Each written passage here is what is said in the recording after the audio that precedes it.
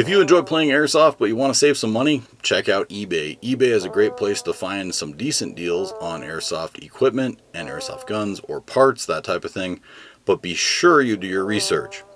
Here's a couple tips that will help you get started on eBay for Airsoft goods. Number one, you're going to want to make sure that the seller has feedback, and positive feedback at that. Make sure you always check their feedback, because I have been shipped pieces of paper with a picture of a gun on it instead of an actual gun before. So if you're not sure about the seller, be sure to send them a private message and say, is this in fact an auction for the gun or whatever you're trying to buy? And if they say yes, make sure you screenshot that message and keep it. That way if there's a discrepancy later on, if they send you a piece of paper, then when you go to eBay to get it resolved, they're usually pretty good about it, but that way you have some evidence that you were buying, in fact, the actual item that you were going to buy. Tip number 2, make sure you do your research. So you're like, oh, that's a really good deal. And it's really easy to get into the bidding wars. And you're like, oh, I'm going to get this for a great deal. But really, in fact, by the time you pay tax and shipping, most of the time you're going to be able to buy it brand new from somewhere. So be sure you do your research on what you're buying. And make sure, get on eBay, get on Amazon. Make sure you get a good price of what the thing's actually worth.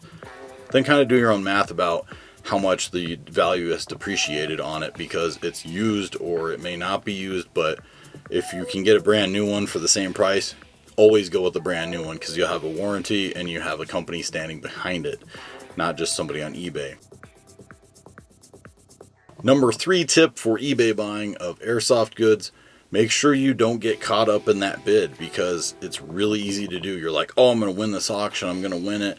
And then you just start throwing money at it because you're excited. Take a step back from it. Take your emotions out of it. You can always probably pick one up somewhere else unless it's super rare or something like that. Use your intuition and just, if you really want it, you're going to have to pay for it probably. Tip number 4, look for Airsoft parts lots. So I've actually gotten some really good parts out of parts lots. A lot of times what people will do is they'll put one desirable item in a parts lot, and you don't really want the other crap. But it's still cheaper to buy that whole parts lot instead of just the one part that you actually really want. So be sure you do your research there too. Kind of look at the parts. Beware of red dots and ACOG looking sites, any kind of sight system or EOTech looking stuff. Make sure that you contact the person if you think it's a real EOTech, or if you think it's a real ACOG, or even if it's an actual type of scope, because sometimes what will happen is it looks really cool, but it's just a cheesy Chinese red dot or something that is barely working or doesn't work or uses some weird battery. So make sure you actually do your research on the parts lots. But if you can get like 12 parts lots for $20 each or something like that, and you want to do some teching and that sort of thing, it's a really good resource, because you can get gearbox housings, gears, springs, whatever you need, and then you can always put those in organizers, and then you have those parts to use at your convenience. Tip number 5, if you're going to be selling an Airsoft gun on eBay, it depends on the market. Right around tax time is good, preferably before tax time. Right around the holidays is usually pretty decent. Right now eBay is slowing down from what I can tell. I've had a few Airsoft guns up there for a while and they just don't move. Now this tip holds true with either a buyer or a seller.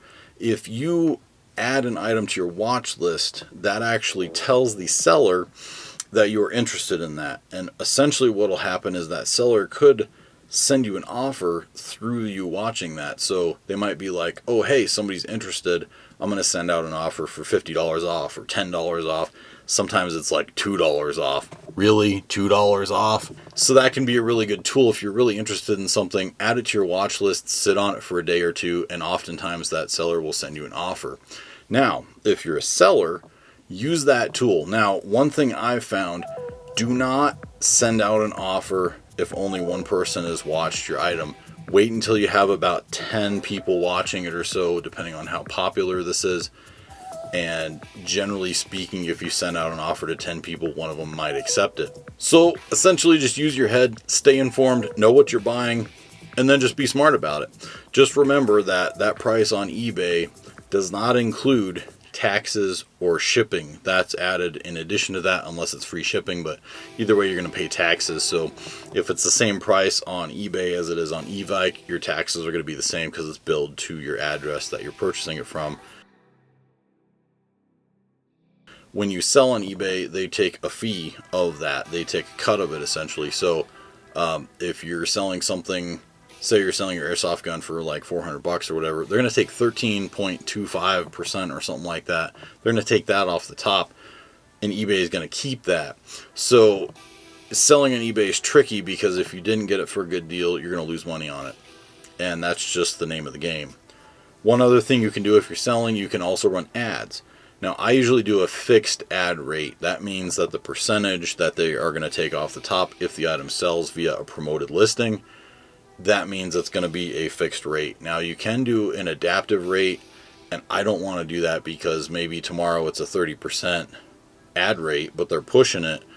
But then the next day, who knows what it could be, and I'm sure it caps out and stuff like that, but I've been really successful using 2 to 5% fixed rate. Make sure that you don't have the box checked for the adaptive rates. Make sure you go in and change it. I usually list it and then decline the promoted listing, and then I'll go back into my eBay and then click down from the drop menu, promote listing, and then I type in a fixed ad rate. Again, 2% is usually plenty. It gets people looking at it, and it's not going to kill you on the fees when they take it out. I hope these tips were helpful for you. Just a few things to think about when you're buying on eBay. Thanks for watching.